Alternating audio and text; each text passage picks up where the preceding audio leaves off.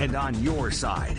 Wbrc Fox 6 News starts with breaking news. That breaking news we continue to follow. Carly Russell now facing 2 misdemeanor charges days after admitting she was never kidnapped on I-459 in Hoover. Russell turning herself in to authorities earlier today and bonding out. The Hoover Police Department now working with the Alabama Attorney General's office on this case as they continue looking for answers in her disappearance more than 2 weeks ago.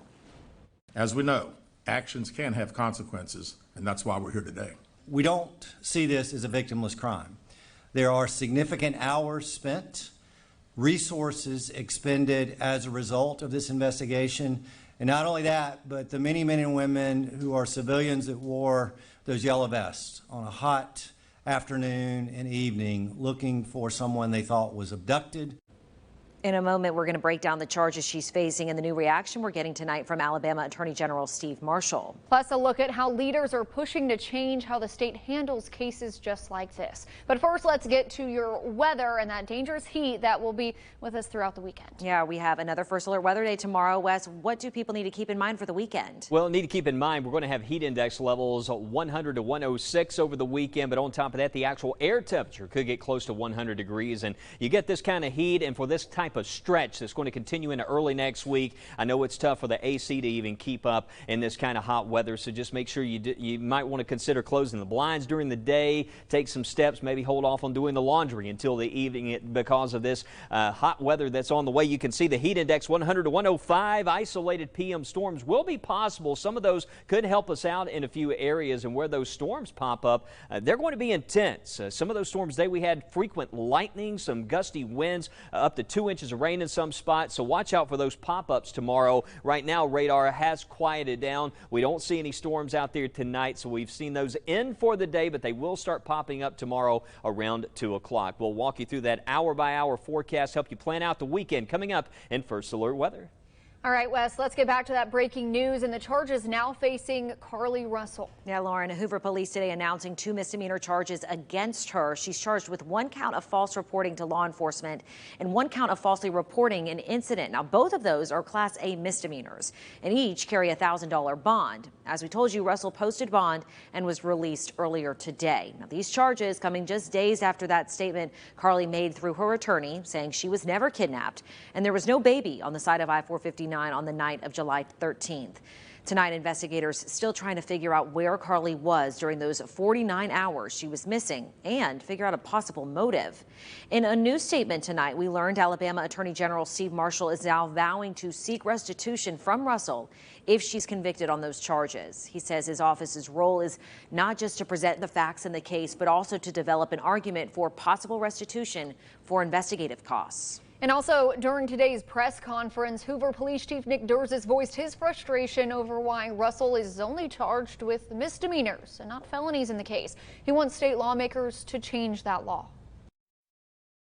I can tell you that I will be contacting our state legislatures on behalf of law enforcement in Montgomery and asking them to look at this law applied to these facts and urge them to add an enhancement to current legislation when somebody falsely reports kidnapping or another violent crime.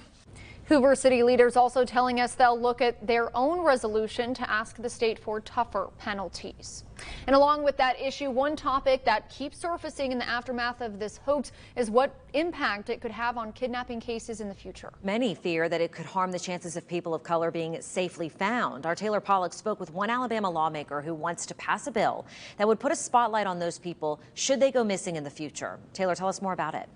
Yeah, Lauren, Catherine, this bill is sponsored by Representative Wandalyn Gavan, and it would put in place something called an Ebony Alert, similar to a Silver Alert for missing seniors or an Amber Alert for missing children. An Ebony Alert would be issued for Black people who fall under specific guidelines. Representative Wandalyn Gavan says that across the country there are disparities when it comes to Black people who go missing, and she's not alone. Harvard University, the National Institute of Health, and countless other institutes and organizations have found evidence that people of color may not receive as much attention as people, especially women, who are white, a phenomenon commonly referred to as missing white woman syndrome. Carly Russell's fake kidnapping garnered a lot of notoriety. Representative Gavan says the hoax is an embarrassment to the dozens of families across the state who still have missing loved ones, and that this bill needs to be filed now more than ever. I think it's very important. I'm just hoping that she didn't do, but because of what happened, that it doesn't taint the process. You know, we're dealing with across the aisle negotiations every time we go into that building. I think it probably would have been easier to get the bill out before this happened. But who knows? You know, I fight for a lot of different causes, and I'm still going to fight for this one. Representative Gavan intends to file that bill the beginning of next week. Lauren. All right, Taylor, thanks. We're learning more about a shooting that killed one man over the weekend in Birmingham's Railroad Park. Police identifying the victim as 28-year-old Morgan Martin. Daquan Wilson is charged with murder in Sunday's shooting. Wilson was arrested at the scene. Police say the two got into an argument, which led to the shooting. And tonight, a Birmingham man is facing charges accused of beating a man at a gas station on 8th Avenue in Wylam. Lawanza McCormick is charged with murder in this case. Birmingham police say McCormick assaulted Cedric Reese on July 12th. At the time, Reese refused medical treatment, but the next day he was found unresponsive in his home and he later died. An autopsy showed his death was the result of that assault. Some new information tonight. Prosecutors say they aren't going to take former jail escapee Casey White to trial in August for the murder of Connie Ridgway. They say they don't see a point in moving forward now, since Casey White is already serving a life sentence. He pled guilty earlier this year to escape charges as part of a deal that dropped the other murder charge he was facing for the death of Vicky White. The pair led authorities on a nationwide manhunt for 11 days early last year.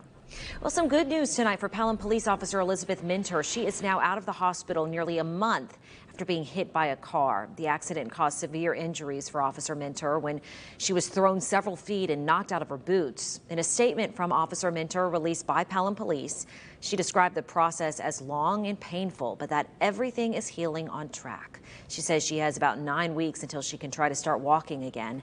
Police Chief Brent Suggs says Minter's story is an inspiration for everyone. Elizabeth chose to join law enforcement, or specifically, she had worked with the Shelby County Jail, but she joined the enforcement ranks of our department less than a year ago.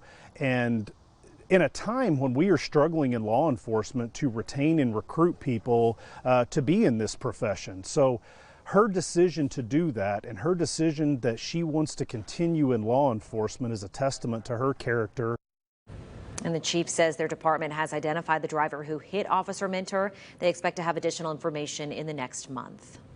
And tonight, Alabama State Senator Tim Melson is in a larger hospital overseas, but still in critical condition after suffering a heart attack in South Korea. He was on a recruiting trip there when it all happened. We're told he fell to the floor in a coffee shop. Fellow Senator Arthur Orr administered CPR. Melson's wife and family traveled to South Korea today to be with him.